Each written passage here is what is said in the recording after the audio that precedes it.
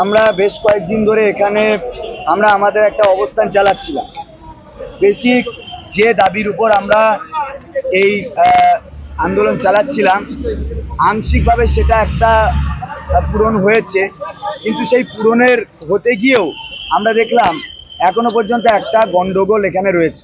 সেটা হচ্ছে আমরা যোগ্যদের একটা তালিকা যেটা আমরা প্রকাশ করতে বলেছিলাম, সেই তালিকা বিভিন্ন ডিআই অফিসগুলোতে গেলেও আমরা দেখলাম যে এই কাজটা কিন্তু খুব দায়িত্বের সঙ্গে করা উচিত ছিল, সেটা করা হয়নি। অর্থাৎ যে দপ্তর আমাদেরকে স্যালারি মানে আমাদের কত শিক্ষকদের মানে রেকর্ড রেখে থাকে, মধ্যশিক্ষা পর্ষদ, সে না করে স্কুল সার্ভিস কমিশনের দ্বারা তার যেহেতু তারা রেকমেন্ডেড অথরিটি, তাদেরকে এই কাজটা করতে দেওয়া হয়েছিল। ফলে বেশ কিছু ইরর এসছে, ভুলভাল এসছে। তার কারণ এমন বহুজন আছে যারা রেকমেন্ডেশন নিয়েছিল কিন্তু জয়েন করেনি, কিন্তু তার নামও এসে গেছে। এমন বহু ক্যান্ডিডেট যা পরবর্তীকালে টেন্টেড হিসাবে পরিচিত হয়েছে, তার নামও এসে গেছে।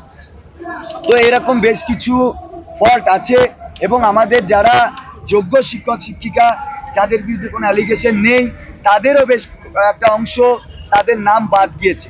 যাদের একটা অংশ ফিজিক্যালি ডিসেবল ছিল, তাদের একটা অংশ বাদ গিয়েছে। যারা এক স্কুল থেকে আর এক স্কুলে ট্রান্সফার করছিল, তাদেরও বাদ গিয়েছে। ফলে একটা বড় অঙ্কের মানে শিক্ষক শিক্ষিকাদের নাম এখনো পর্যন্ত নথিভুক্ত হয়নি। আমরা এখনো পর্যন্ত দপ্তরকে ইনফর্ম করেছি, আজ এবং কাল শেষ সময় দিয়েছি। সেগুলো যদি না হয় তাহলে আমরা ইমিডিয়েট আবার বিকাশ ভবন ঘেরাওয়ের ডাক দেবো। আর এখন এই মুহূর্তে একটা উদ্ভূত পরিস্থিতি আছে। আর আমাদের সবচেয়ে বড় ব্যাপার সেটা হচ্ছে, আমাদের যেহেতু নাম এসে গিয়েছে, আমাদের স্কুলে একবার ভিড়তেই হবে, কারণ 30 তারিখ থেকে স্কুল বন্ধ হয়ে যাবে, গরমের ছুটি। তাই তার আগে স্কুলে যাওয়াটা আমাদের দায়বদ্ধতা। যেহেতু কোর্ট অর্ডারও আছে, তাই আমাদেরকে কিন্তু স্কুল যেতেই হবে।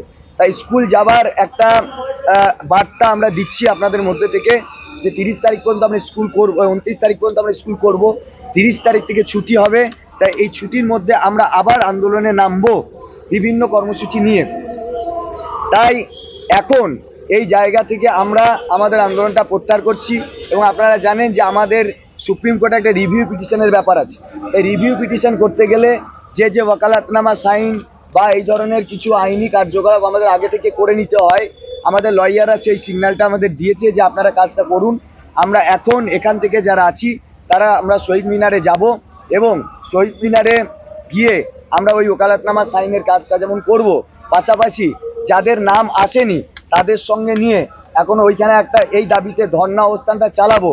এবং আমরা দপ্তরকে যেমন ইনফর্ম করেছি, আবার ওখান থেকে ইনফর্ম করব যে ইমিডিয়েট আজকের মধ্যে বা কালকের মধ্যে আপনারা এই যাদের নাম বাদ দিয়েছে তাদের নাম ইনপুট করুন। যদি না হয় তাহলে কিন্তু আমরা ইমিডিয়েট আবার বিকাশ ভবন অভিযানে ডাক দেবো। এটা আমার প্রাথমিক কথা। না, এসএসসি আমরা করছি না এই কারণে, যেহেতু স্কুল এডুকেশন ডিপার্টমেন্টের কাছে ডেটা আছে, মধ্যশিক্ষা পর্ষদে আমাদের যারা মানে নন টিচিং স্টাফ, আমাদের মানে আনটেন্টেড নন টিচিং স্টাফ যারা আছে, আমাদের বন্ধু বান্ধব, তাদেরও একটা আন্দোলন ওখানে চলছে। তাই ওই দপ্তরেও যিনি কর্ণধার তিনি যাচ্ছেন না, তো ওখানে গিয়ে লাভ নেই। তাই একমাত্র এখন খোলা আছে স্কুল এডুকেশন ডিপার্টমেন্ট, যাদের দ্বারা এই সমস্যার সমাধান হতে পারে। তাই আমরা বিকাশ ভবনে আজকেই এমআইসিকে ইনফর্ম করব। যদি মিনিস্ট্রি লেভেল থেকে এটার সমস্যার সমাধান না হয় তাহলে আমরা বিকাশ ভবন অভিযানে ডাকবো।